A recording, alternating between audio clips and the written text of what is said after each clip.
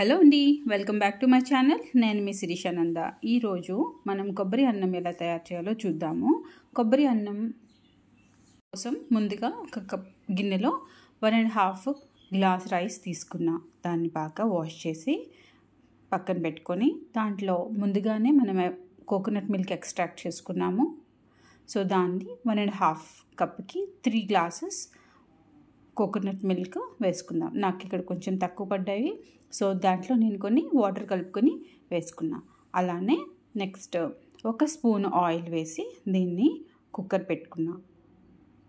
కుక్కర్లో కొంచెం ప్రెషర్ తగ్గిన వెంటనే తీసి కొంచెం ఉప్పు వేసి తగినంత బాగా కలుపుకుంటే ఉప్పు అన్నంకి పడుతుందండి. సో దీన్ని తీసుకొని పక్కన పెట్టుకొని దీనికి మనం పోపు రెడీ చేసుకుందాము. ఇప్పుడు ఒక ప్యాన్లో కొంచెం నెయ్యి, కావలసినంత ఆయిల్ వేసుకుని పోపు వేసుకుందాము.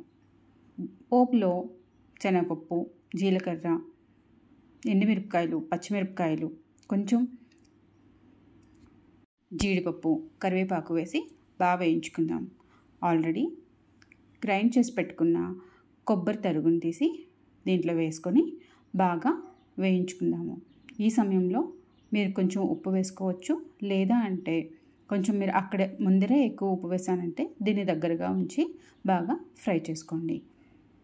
ఇప్పుడు ఇది బాగా ఫ్రై అయింది కదా, తీసుకొని ఆ ఉప్పు కలిపిన అన్నంలో ఇది వేసేద్దాము. బాగా కలుపుకుంటే అంతే, కొబ్బరి అన్నం రెడీ అయిపోయింది. అరోమా అయితే భలే వస్తుందండి. కొబ్బరి అన్నం అంటే ఇది.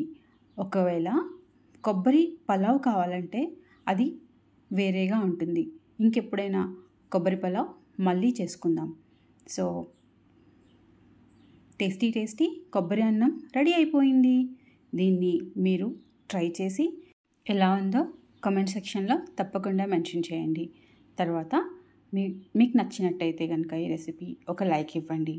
Thank you for watching. Please do subscribe my channel for more videos.